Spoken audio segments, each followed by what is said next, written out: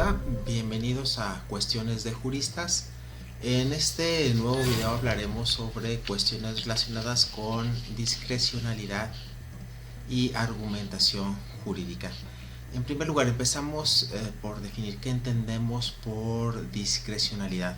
Bueno, Isabel Lifante nos proporciona una definición donde señala que la discrecionalidad es aquella facultad para elegir entre dos o más cursos de acción, ambos posibles dentro del ámbito de lo jurídico. O sea, estos dos o más cursos de acción son permitidos, si se puede denominar de esa manera, dentro del universo jurídico. Y para efectos de la argumentación, la decisión que se tome es importante, porque ya sea que se elija un curso de acción u otro curso de acción, bueno, se tiene que argumentar, es decir, se tiene que justificar por qué se elige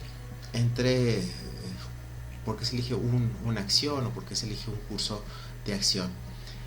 Luego pasamos a las diferencias entre discrecionalidad y arbitrariedad. Si bien es cierto, la discrecionalidad supone cierta arbitrariedad, hay notorias diferencias. Y así podemos señalar, en primer lugar, que la arbitrariedad es antijurídica, ¿sí? Para efecto de lo que nos interesa, el acto arbitrario proviene del poder público, tiene que provenir del poder público, no de particulares. La arbitrariedad es caprichosa, es cambiante, ya que depende del arbitrio de la persona que está tomando la determinación, la cual no justifica su decisión. La decisión arbitraria, por tanto, es carente de razones, ¿sí?, de argumentos que expliquen por qué se toma una determinación. Y así pues distinguimos entre arbitrariedad y discrecionalidad. No todo acto discrecional es arbitrario. La arbitrariedad tiene estas características que acabamos de mencionar. Ahora bien, pasemos a otro punto. ¿Qué elementos tiene la discrecionalidad? Básicamente podemos distinguir tres elementos. Uno, el fundamento normativo. Dos, la libertad de elección de alternativas. Y tres, la exigencia de la motivación. Por lo que respecta al fundamento normativo, hay ocasiones en que la norma habilita expresamente, es decir, autoriza expresamente al intérprete para que elija entre dos o más cursos de acción. A este tipo de discrecionalidad le llamamos discrecionalidad expresa. Pero hay también casos donde la norma no habilita expresamente al intérprete para que elija algún curso de acción. A este tipo de discrecionalidad la llamamos discrecionalidad implícita, es decir, no está expresamente determinada en la norma. Por cuanto hace al elemento de la libertad de elección de alternativas, ¿qué puede elegir o qué elementos puede el intérprete estar eligiendo? El aplicador, el operador jurídico, ¿qué es lo que puede elegir entre distintas alternativas? Bueno, puede tener una libertad respecto de la aplicación de la norma, es decir, elegir qué norma va a aplicar en la resolución de un caso concreto. Puede tener una libertad respecto de la apreciación de los hechos, respecto de la valoración de las pruebas, y también puede tener una libertad, una discrecionalidad sobre la elección de los criterios interpretativos a emplear. Y por lo que hace al tercer elemento, la exigencia de la motivación, la discrecionalidad, para que no sea arbitraria, para que no sea caprichosa, tiene que estar bien argumentada, tiene que justificarse por qué se está eligiendo un curso de acción en vez de otro curso de acción. Por ejemplo, se tiene que justificar por qué se está eligiendo un determinado curso de acción, pongámoslo de esa manera. Ahora bien, por lo que hace al tema, las clases de discrecionalidad, ¿qué clases de discrecionalidad conocemos? Bueno, se habla de una discrecionalidad de carácter técnica cuando el juez hace un juicio sobre la mejor manera de alcanzar un fin establecido en la norma. Este es un caso de de discrecionalidad de carácter técnico. Pensemos, por ejemplo, en todas las normas de carácter electoral que tienen que ser interpretadas bajo los principios de certeza, legalidad, imparcialidad. De acuerdo con estas finalidades, bueno, el juzgador tendrá que interpretar la norma que tienda a alcanzar el fin previsto por el legislador. También existe una discrecionalidad de carácter político, donde el juez, donde el operador jurídico tiene que complementar, tiene que, construir, tiene que hacer un juicio sobre cuál es el fin previsto en la normativa. Aquí implica que va a proteger algunos intereses por encima de otros intereses, lo cual es perfectamente válido si consideramos que el ordenamiento jurídico en su conjunto tiende a proteger intereses muy heterogéneos. Esto es válido. Entonces, en la discrecionalidad de carácter político, el juez debe de fijar cuál es el fin concreto, cuál es el fin a proteger, ¿sí? Simple y llanamente en eso consiste la discrecionalidad de carácter político, y esto se presenta cuando, por ejemplo, se aplica el criterio de interpretación de carácter funcional, donde tiene que desentrañar cuál es la finalidad de la norma, pero en ocasiones esa finalidad de la norma no está expresamente prevista, ni se puede desprender de las exposiciones de motivos ni de los diarios de debate, sino que el juzgador es el que determina cuál es el fin de la norma, cuál es el fin a proteger, ¿sí? Esa es una discrecionalidad de tipo político. Luego tenemos una discrecionalidad de carácter absoluto, donde ahora sí que el juez tiene un amplio margen de acción para elegir entre dos o más alternativas jurídicamente posible. Y en contraposición tenemos una discrecionalidad de carácter delimitada, ¿sí? Aquí la norma señala cuáles son los parámetros dentro de los cuales se puede mover el juez para tomar una determinación. El claro ejemplo lo tenemos con la imposición de sanciones. Generalmente en la imposición de sanciones se prevén cuáles son las distintas que puede aplicar el juez, y luego en ocasiones también se señala un parámetro dentro de un mínimo y un máximo, y sobre ese parámetro, bueno, el juez tiene que elegir. Luego tenemos una discrecionalidad de tipo intencional, ¿sí? Aquí se dice que el legislador es intencionalmente obscuro, es intencionalmente impreciso, es intencionalmente vago, hablando de la vaguedad de carácter semántico, con la finalidad que el intérprete, que el operador jurídico, que los juzgadores determinen el alcance de las normas jurídicas.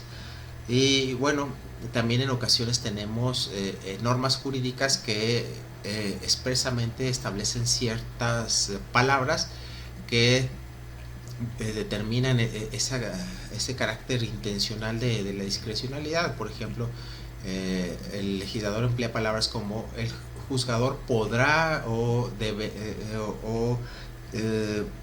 a juicio de. Entonces, con esas expresiones, bueno, ya aquí intencionalmente le está asignando al operador jurídico la responsabilidad de elegir entre uno u otro curso de acción. En cuanto a los modelos de discrecionalidad, podemos reconocer una discrecionalidad de tipo estructural, ¿sí? Esta discrecionalidad de carácter estructural, la norma no establece la consecuencia para un hecho jurídico determinado. El clásico ejemplo de este tipo de discrecionalidad lo tenemos en las llamadas lagunas normativas, donde el legislador no prevé para un determinado supuesto de hecho consecuencia jurídica alguna. Entonces deja al intérprete, al aplicador, al operador jurídico la posibilidad de elegir cuál es la mejor decisión. Tenemos otro tipo de discrecionalidad, la de carácter textual, ¿sí? Aquí el legislador emplea ciertas palabras que le dan ese margen de libertad al aplicador para elegir entre dos o más cursos de acción. con expresiones como podrá, tiene la facultad de, ahí ya el legislador textualmente está atribuyendo esa facultad de discrecionalidad para el aplicador. Y una discrecionalidad de carácter estratégico.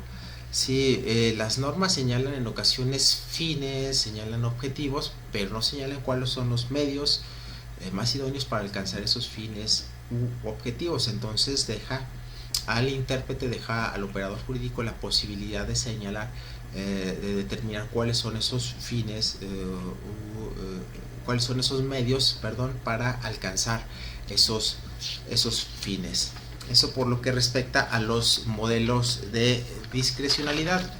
Luego pasando a otro tema, también respecto de las fuentes de discrecionalidad, es decir, de dónde surge esa facultad discrecional que tienen los operadores jurídicos. Bueno, una surge respecto de la validez, es la relativa a la validez de las normas, es decir, el operador jurídico tiene esa potestad de examinar si la norma es, por ejemplo, conforme o no a la Constitución, antes de aplicarla a la resolución de un caso concreto, si es conforme o no a tratados internacionales en materia de derechos humanos.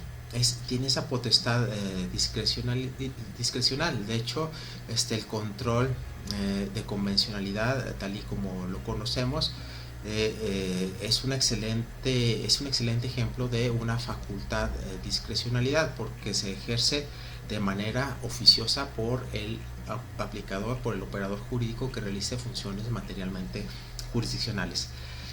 Otra fuente de discrecionalidad es la relativa a la decisión interpretativa. ¿Sí?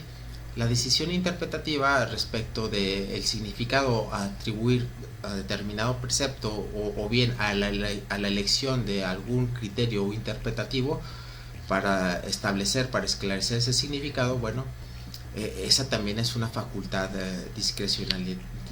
discrecional que tiene el operador jurídico. De hecho, como vamos a hacer énfasis cuando veamos algunos criterios interpretativos autorizados por el sistema jurídico mexicano, la mayoría de los ordenamientos nos enuncian cómo se deben de interpretar las normas. Nos dicen que hay criterio gramatical, sistemático y funcional, pero no nos dice si los debemos emplear en orden, por ejemplo, o si debemos emplear el gramatical por encima del sistemático, o el funcional, o aplicar el funcional y no aplicar el sistemático. Es decir, no hay claridad en la normativa para aplicar alguno de estos criterios interpretativos, por lo tanto se entiende que es una facultad discrecional del intérprete, y por eso la decisión que se tome tiene que estar perfectamente justificada para que no sea arbitraria. Otra fuente de la discrecionalidad es la relativa a la evidencia de los hechos, a la cuestión jurídica, a la cuestión fáctica.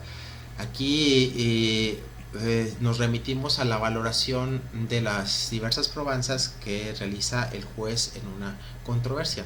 Básicamente también tenemos que existe ese poder, esa facultad discrecional del juez para valorar los hechos controvertidos en un caso, para valorar las pruebas, pero como les había anticipado, para que no se convierta en arbitraria, para que no se convierta en caprichosa esta determinación, esta facultad discrecional tiene que ir acompañada de una adecuada argumentación y una adecuada justificación, en este caso respecto de las premisas de carácter fáctico, de por qué o no se tiene por probado un hecho dentro de un juicio. Y la otra fuente de discrecionalidad, la última, es la relacionada con la elección de las consecuencias jurídicas, ¿sí? Es decir, en ocasiones las normas también otorgan esa potestad discrecional al operador jurídico para que determinen cuáles son las consecuencias jurídicas de un hecho.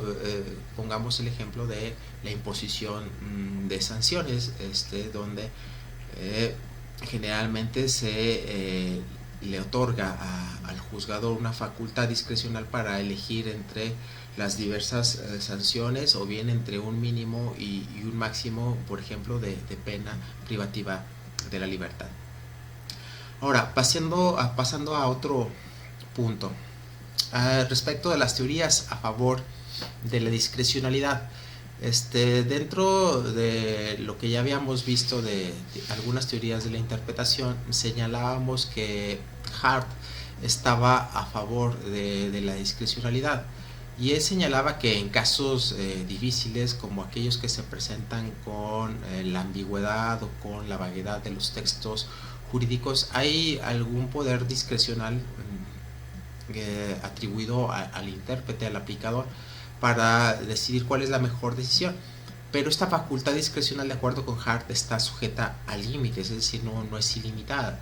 ¿Y cuáles son esos límites? Bueno, los que provienen de las propias normas que van a aplicar, los que provienen de los precedentes, los límites que provienen de los principios generales del derecho, los principios de carácter procesal, y virtudes como la imparcialidad y la neutralidad, que estos principios buscan que el juzgador trate de encontrar la mejor alternativa de solución para el caso concreto que está siendo sometido a su consideración.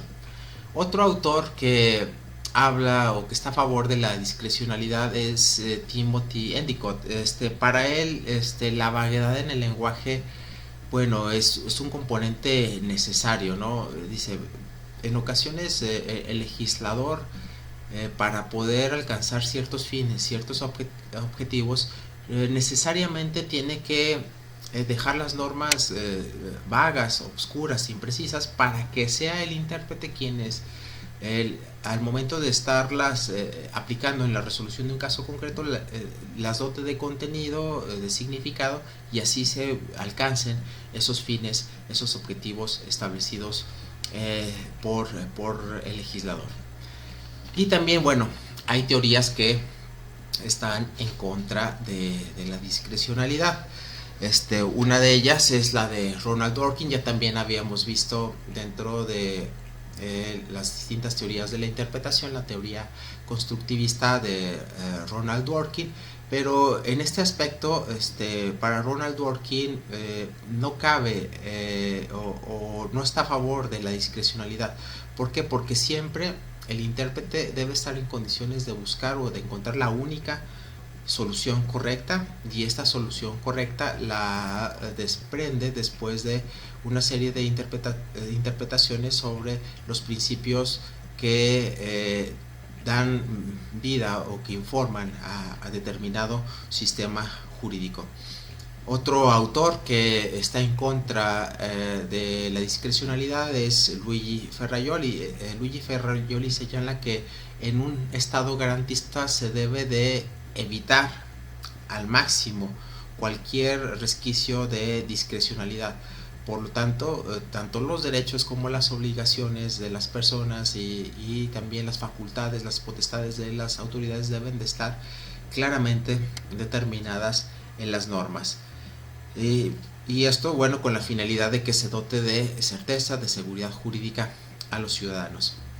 Otro autor que está en contra de la discrecionalidad es Neil McCormick. Neil McCormick distingue entre una discrecionalidad débil, es decir, un sentido débil de la discrecionalidad, y un sentido fuerte de la discrecionalidad. Respecto del sentido débil de la discrecionalidad, bueno, él parte del supuesto de que las normas no pueden aplicarse de una manera mecánica, de una manera automática, sino que exige discernimiento, y aquí en el discernimiento aquí se da un aspecto débil de la discrecionalidad. Y la discrecionalidad de carácter fuerte tiene que ver con la posibilidad de elegir entre dos o más cursos de acción, tal y como lo hemos venido definiendo. Pero para este autor, los jueces no tienen esa discrecionalidad fuerte, porque están obligados, se encuentran obligados a efectivizar los derechos legales.